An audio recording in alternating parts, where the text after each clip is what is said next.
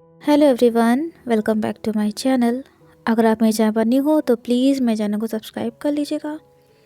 So friends, चलिए हम hold me down when I fall apart fan fiction का वांगशन fan fiction का last part शुरू करते हैं। पिंग और वांगजी ने एक दूसरे से अपनी फीलिंग्स कन्फेस की और उन्होंने एक दूसरे को किस भी किया था। उस रात वो दोनों एक ही बेड पर सोए थे। एक दिन जब वांगजी वेवुशियन के फेवरेट ट्री के नीचे बैठा हुआ था और एक स्क्रॉल पढ़ रहा था, तभी उस पेड़ की कुछ पेटल्स वांगजी पर जा गिरी। किस्मत से ये सिटी में मौजूद जितने भी वैन कल्टीवेटर्स थे ना, उन सभी ने उनके सारे स्क्रॉल्स वो वहीं पे छोड़ के चले गए थे, जिनमें कल्टीवेशन के बारे में काफ़ी कुछ लिखा हुआ था और वो स्क्रॉल्स काफ़ी दिलचस्प भी थे। विंग कुछ ड्रॉ कर रहा था, मतलब कुछ ड्राइंग जैसा बना रहा था। जहाँ तक वो वांगजी को ही ड्रॉ कर रहा था। इससे पहले कभी किसी ने वांगजी की तस्वीर नहीं बनाई थी, पर फिर भी वांगजी बहुत पेशेंटली इंतज़ार कर रहा था। वेवोशियन ने वांगजी की लाइफ को एक तरीके से पूरी तरह से बदल दिया था। उसकी लाइफ को खुशियों और रंगों से भर दिया था। वांगजी की लाइफ बेरंग थी, उसको वेवोशियन ने अपना बना लिया था। वेवोशियन ने वांगजी को ज़िंदगी के ऐसे रंग दिखाए थे जो आज से पहले वांगजी ने शायद ही कभी देखे थे। उसने वांगजी को ये बताया कि कैसे उसे अपना इनाम मिला था। उसने उन वेंस को बचाया था जो अटैक्स के लिए ज़िम्मेदार नहीं थे, मतलब जिन्हें ना फंसाया गया था, जो बेचारे निर्दोष थे। और फिर वेवोशियन उन्हें लेकर यीलिंग चला गया था।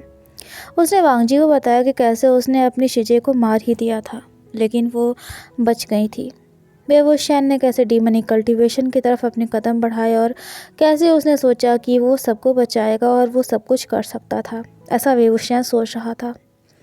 वेवोशियन बोला, लज्जा, कोई भी हर किसी को नहीं बचा सकता, लेकिन मैं फिर भी कोशिश करना चाहता था। ये सुनकर वांगजी ने वेवोशियन के फोरहेड पर किस किया और उसे अपने बारे में भी बताया। उसने वेवोशियन से अपने पेरेंट्स को खोने के बारे में भी बताया था, बात करी थी उससे। अपने बड़े भाई लाशीजन के लिए उसके दिल में जो डर था उसे भी बताया था। वांगजी ने बहुत ही कम शब्दों का यूज़ किया था, मतलब ना वो ज़्यादा एक्सप्रेसिव नहीं था अपनी फीलिंग्स बताने में, लेकिन फिर भी वेवोशियन ने उसकी सारी बात को समझ लिया था। तभी वो बोला, लज्जा, परेशान मत होना और मेरी तरफ देखकर स्माइल करो। ये सुनते ही वांगजी ने अपना मुंह जो था ना अपने हाथ से कवर कर लिया, क्योंकि उसे ऐसा लग रहा था कि अक्सर ऐसे मुस्कुराना काफ़ी अजीब था। किस तरह वेवोशियन ने उसके दिल को तेज़ से धड़कने पे मजबूर कर दिया था, उसके ईयर्स को वार्म कर देता था वेवोशियन। वांगजी के हाथ कांपते थे। ये सब कुछ काफ़ी अजीब था, जो वांगजी शायद पहली बार लाइफ में फील कर रहा था। तभी वेवोशियन बोला, कम ऑन लज्जा। सारे जूनियर्स उन दोनों की तरफ ही देख रहे थे। तभी अचानक से वेवोशियन नीचे कूद पड़ा और सीधा वांगजी के ऊपर आ गया। वो बोला, लज्जा, क्या तुम्हें ड्राइंग पसंद आई? वांगजी ने उस ड्राइंग को काफ़ी बारीकी से देखा। वो ड्राइंग ना काफ़ी ज़्यादा डिटेल्ड थी, मतलब ना कैसे वांगजी ग्राउंड पर बैठा हुआ था, स्क्रॉल पढ़ रहा था और पेटल्स उसके इर्द गिर्द गिर रही थी। वेवोशियन ने बहुत ही अच्छी ड्राइंग बनाई थी। वांगजी ने वेवोशियन के का जो सवाल था ना, उसका जवाब उसके गाल पर किस करके दिया। उसने सभी जूनियर्स के चिल्लाने की आवाज़ को इग्नोर कर दिया था, खासकर लान जिंग ई। वेवोशियन का फेस बिल्कुल रेड हो गया। तभी उसने अपना चेहरा वांगजी के नेक के पास छुपा लिया। वो बोला, लज्जा, तुम तुम मुझे शेमलेस कहते, हाँ? ये सुनते ही वांगजी के फेस पर एक हल्की सी स्माइल आ गई और उसने अपनी स्माइल को वेवोशियन के हेयर्स में छुपा लिया। लान वांगजी और वेवोशियन अपने अपने रूम में लेटे हुए थे और एक दूसरे की बाहों में सो रहे थे। तभी लान चिंकी ने आवाज़ दी और कहा, हनग्वांगजुन, जेवुजुन की तरफ से आपके लिए लेटर आया है। वांगजी की नींद टूट गई और फिर वेवोशियन भी नींद से जाग गया। दोनों जल्दी से उस तरफ गए जिधर लान जिंगी था। जिंगी ने जैसे ही वांग जी को देखा, उसने जेवो जुन यानी कि लाशिचन का जो लेटर था ना, उसे वांग जी के फेस के सामने कर दिया। लेटर में लिखा हुआ था, वांग जी, मुझे बहुत वक्त लग गया तुमसे कांटेक्ट करने में। दरअसल वन सेक्ट मेरे एक बहुत ही खास मित्र को पकड़ना चाहती थी, लेकिन अब मेरा वो दोस्त मेरे पास है और मैं युनमिंग जियांग के साथ फिर से वापस मिल गया हूँ। कई सारे कल्टीवेटर्स हैं जो सनशॉट कैंपेन को ज्वाइन कर रहे हैं। इस वक्त हम लान लिंक जिन में हैं और वांग जी, हम तुम्हारे वापस आने का इंतज़ार कर रहे हैं। उम्मीद करता हूँ कि सब ठीक होगा। लाशिचन, ये लेटर ना पढ़ते ही वेवूशियन बोला, वांग जी, ये तो काफ़ी अच्छी न्यूज़ है। तो वांग जी ने ज़्यादा कोई रिएक्शन नहीं दिया, बस धीरे से कहा, तो वेवूशियन बोला, वांग जी, तो हम यहाँ से निकल सकते हैं, मतलब ये सिटी से बाहर निकल सकते हैं और हम उस वेन सेक्ट को ना एक साथ मिलकर ज़रूर हरा देंगे। वांग जी बोला, वेवूशियन, क्या ये सच है? मतलब ये जो लेटर में लिखा है इसका है वो सच है? वेवूशियन समझ नहीं पाया, वो बोला, क्या मतलब है? लान वांग जी के जो हाथ थे ना, वो बुरी तरह से कांप रहे थे। वो बोला, इसमें जो राइटिंग है ना, वो तो बिल्कुल रियल लग रही है, लेकिन हम इसको ना रियल नहीं मान सकते। हो सकता है कि ये एक धोखा हो, हमारे साथ धोखा किया जा रहा हो।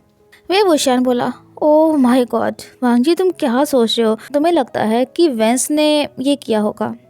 तो वांग जी बोला, हाँ ऐसा हो सकता है। वेंशु कोई ना कोई मौका देख रहा होगा ना हम सबको मारने के लिए। ये सुनकर वे वुशियान ने गहरी सांस ली और वो बोला, अगर वो हमें मारना चाहते ना तो वो अब तक हमें मार चुके होते, लेकिन लज्जा, वो तुम्हारे तहसीलदार नहीं है। खैर ये सब छोड़ो, क्या तुम इस मौके का फ़ायदा नहीं उठाना चाहते हो? तुम यहाँ पिछले 6 महीनों से कैद हो और कुछ नहीं। अब वो सब फाइनली एक मूव कर रहे हैं, उन्हें तुम्हारी ज़रूरत है। तो वांग जी बोला, हाँ काफ़ी वक्त तो हो चुका है। तो रेवुशियान बोला, वांग जी, क्या तुम मेरे ऊपर यकीन करते हो? तो वांग जी ने बिना एक पल गवाए, बिना कोई क्वेश्चन किए सीधे सीधे कहा, हाँ मैं हमेशा वेवूशियान तुम पर यकीन करूँगा। तो ये सुनते ही वेवूशियान बोला, तो फिर अपना सारा सामान पैक करो। तो ये सुनकर बिना कुछ बोले वांग जी अपने रूम की तरफ गया। काफ़ी कुछ तो नहीं था वहाँ पे पैक करने के लिए, उसका माइंड ऑलरेडी कई सारी चीज़ों से फुल था। कहीं ये ट्रैप तो नहीं था उनके लिए, लेकिन ऐसा क्यों होगा? क्या ये एक अटेम्प्ट था वेवूशियान को सामने लाने के लिए? क्या लाशिचन सेफ थे? कई सारे सवाल वांग जी के दिमाग में चल रहे थे। और अगर ये लेटर सच में सच था, तो जो वो मूवमेंट करने जा रहे हैं सनशॉट कैंपेन का, उस समय क्या हाल होगा? तभी वेवूशियान बोला, कम ऑन लज्जा। जितने भी जूनियर्स थे ना, वो सिटी वॉल्स के पास खड़े हुए थे। वेवूशियान बाहर निकला, उसके फेस पर एक हल्की सी स्माइल थी। वो उन सब से बोला, क्या तुम सबको मेरे ऊपर यकीन है ना?